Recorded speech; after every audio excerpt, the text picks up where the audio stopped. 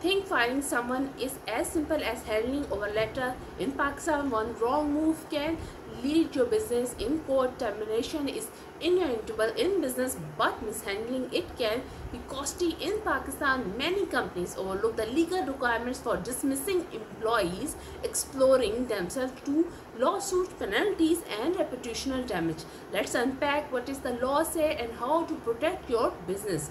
Failure to establish clear termination procedure violates both contractual and obligation and statutory labor protections. Here, what Pakistani laws require: industrial and commercial employment standing orders, ordinance 1968, standing order 12 requires 1 month notice or wages in lieu for termination without cause. Standing order 15 outlines a procedure for termination due to misconduct, including written notice, inquiry and opportunity to be heard.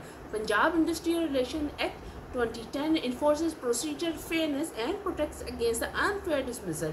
Employers must document reason and follow due process, especially in workmen under law. Contractual employees govern the terms of their employment contracts. Ambiguity here can lead to wrongful termination claims.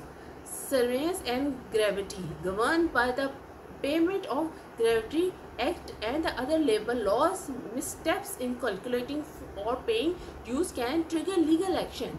Management versus workmen. It is a case in which workmen are protected under labor laws and managing staffs are governed by the contract. But even for the managers, unfair dismissal can lead to civil claims. Justice retired Rana Bhagwan Das says dismissal without due process is not just unfair, it is unlawful.